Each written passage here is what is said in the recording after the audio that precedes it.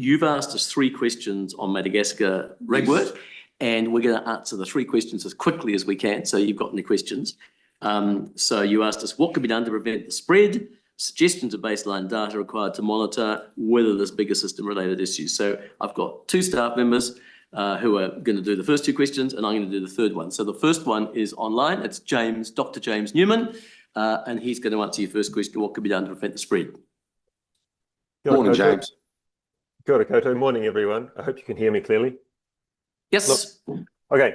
Right, you asked us what can be done to prevent the spread of this plant. And look, the short answer is there's not much I can add that you likely haven't heard already. So I'm going to be really brief and cover a few general and specific points.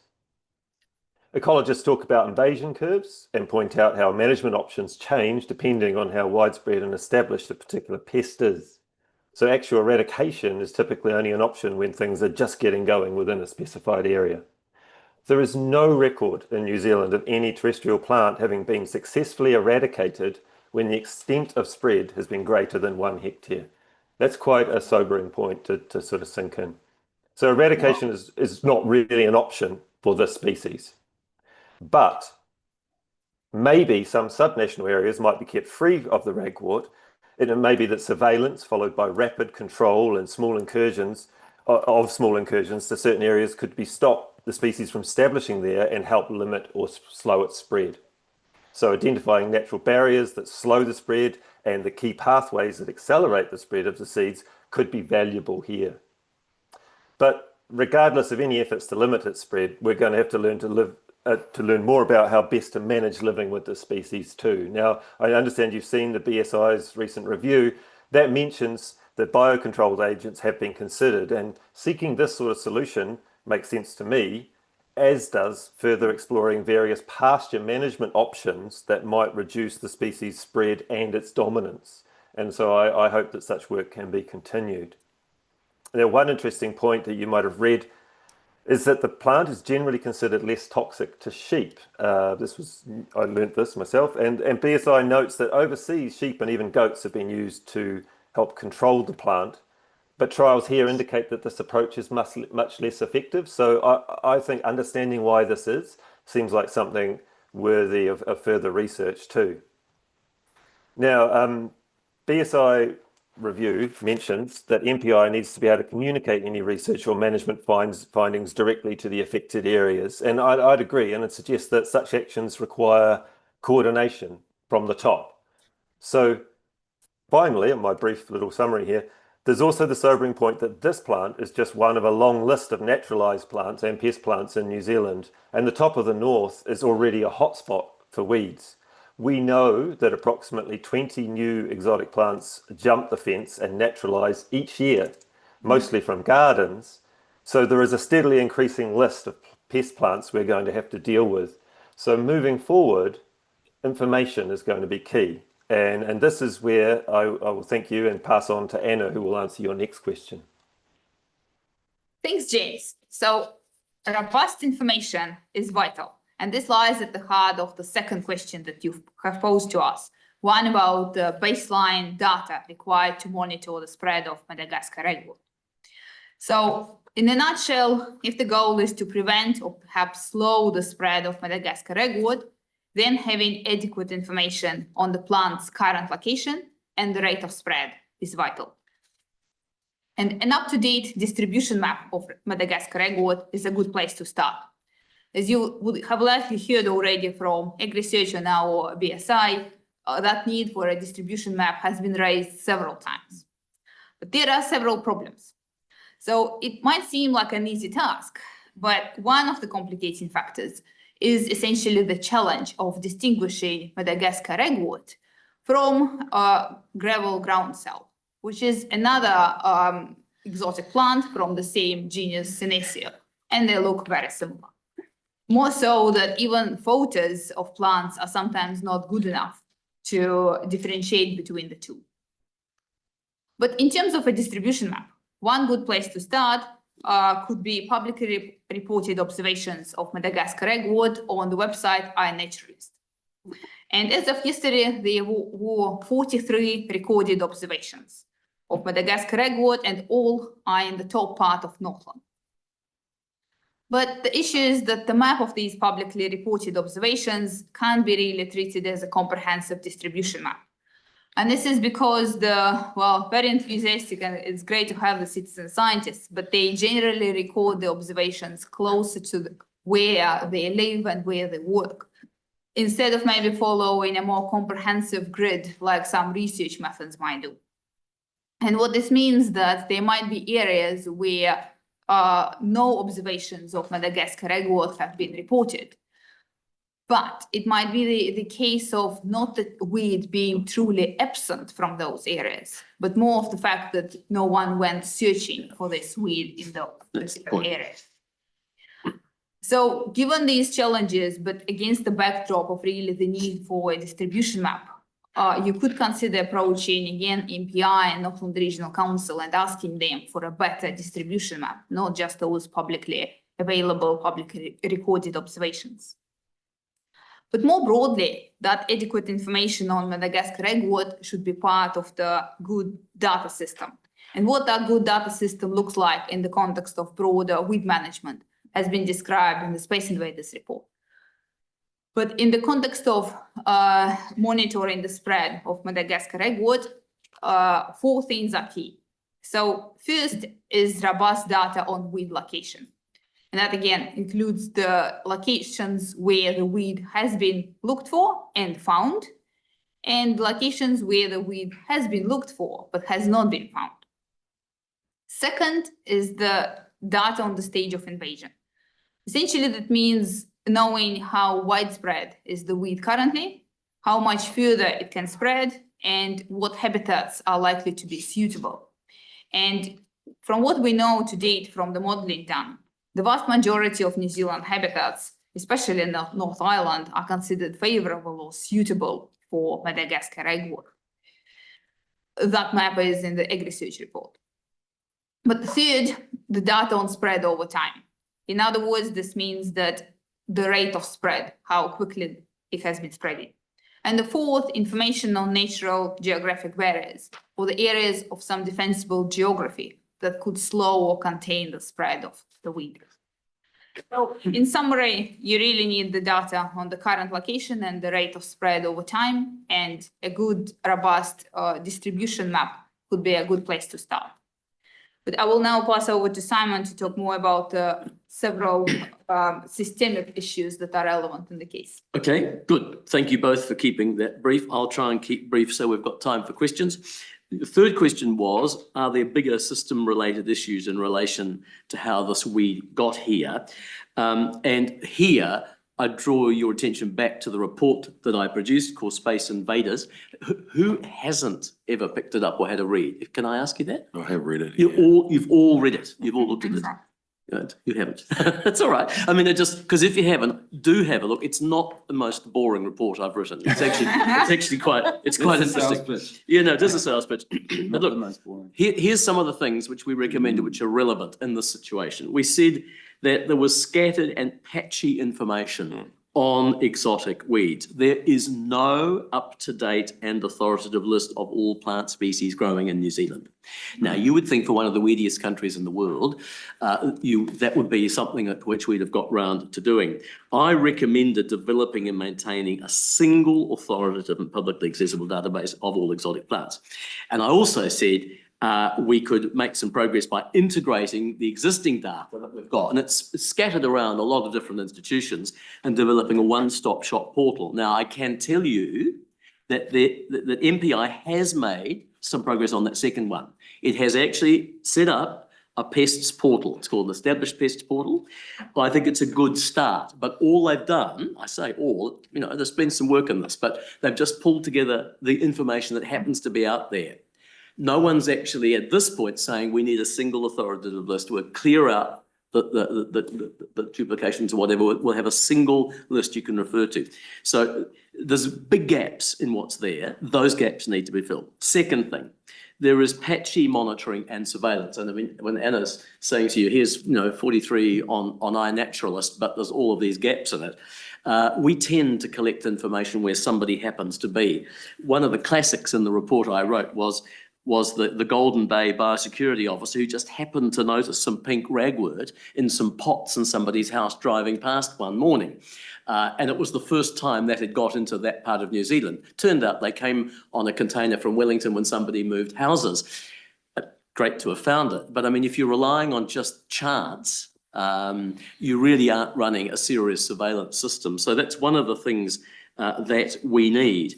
In the case of Madagascar Ragwort, it's apparently been here for quite some time, but it wasn't actually identified till 2022. And then there was this confusion as to whether it was gravel groundsel or whether it was, so time's been lost. We haven't got a systematic approach to surveillance. Thirdly, there are taxonomic issues, stuff around names and getting it right. You need expert people to do that. As Anna says, these two, AI can't actually distinguish the images between the two plants. There is a lot of this. You need expertise in taxonomy and biosystematics. We're short on those skills.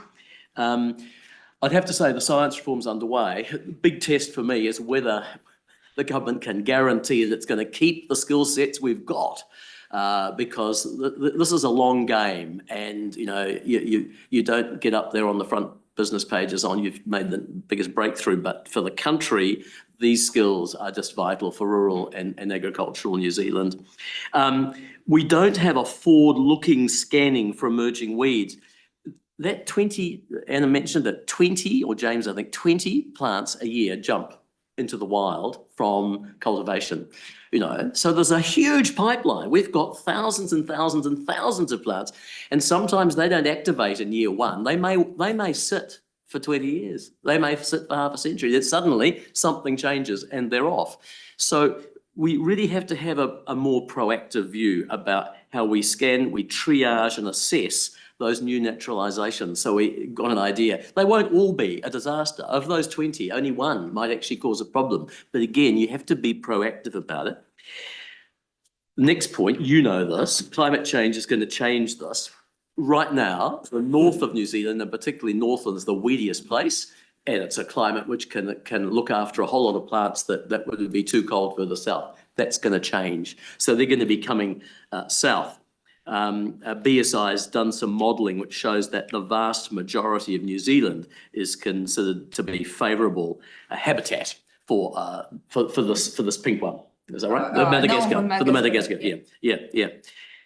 Finally, I'd say this. I think leadership from the centre could be improved. The facts are these.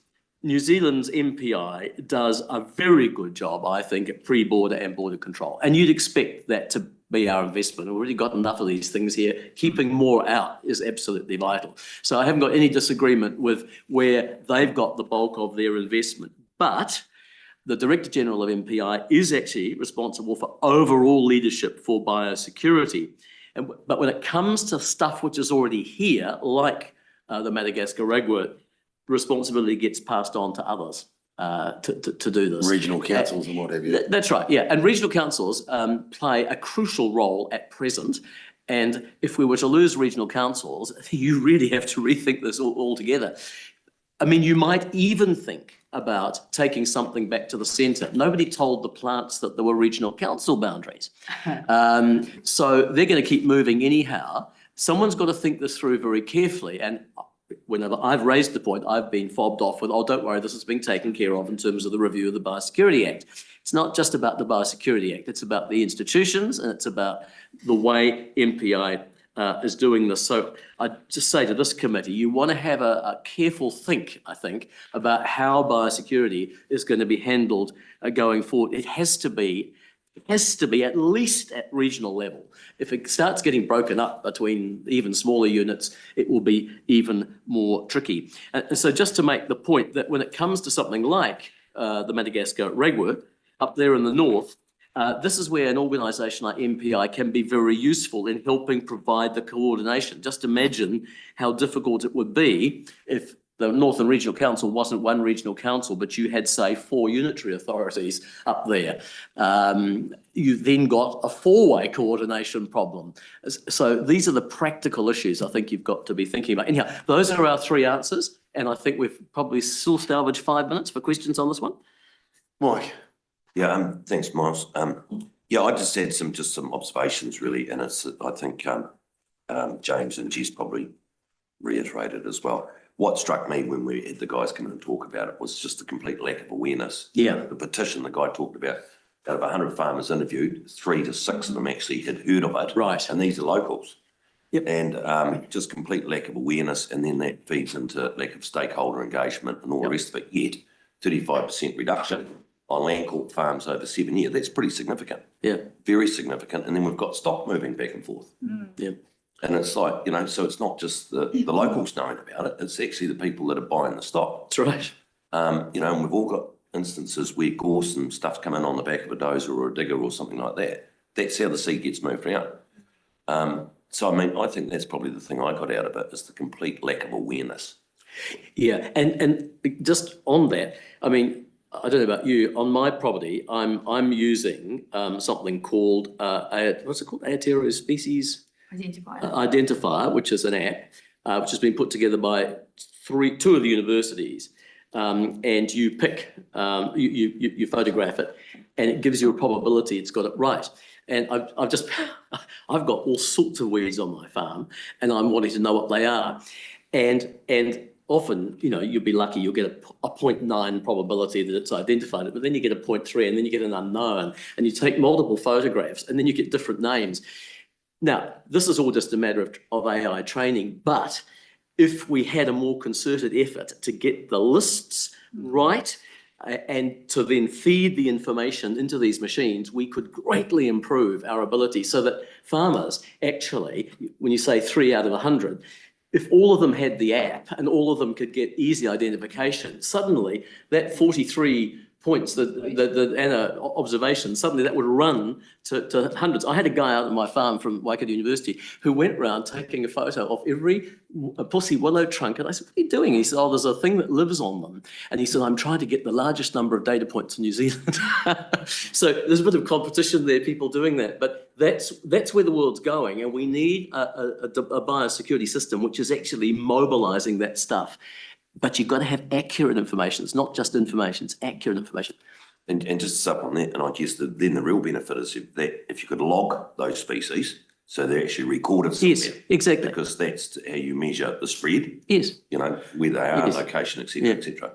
Yeah, I've just had a sprayer in who's sending me the GPS points of a plant called Green Goddess, which is awful to get rid of from wetlands, and they're all GPSed, so I know where to go back to now and follow up myself. But I mean, it's again, I think we need a biosecurity system which gives a bit more support in terms of the base information and the data architecture. And you'll know, I've been talking about this for 8 years now. Environmental information is way behind where it needs to be.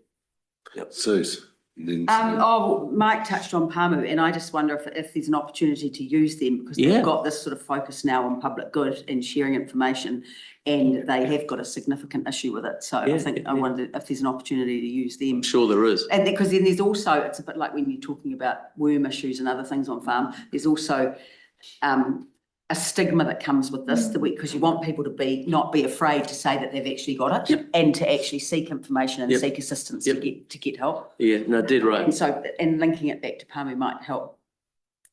And the potential for financial ramifications. Someone says, I don't want to buy your stock off your farm because there's a risk. Oh, but there are implications anyway, because I think Pamu said it was like a 40% reduction in income. Yeah, for them. but further ramifications. Yeah. So, Yeah, or your hay. years ago, the councils all had a noxious weed inspector. That's right, yes. They were done away with in 89, I think. Back to the future.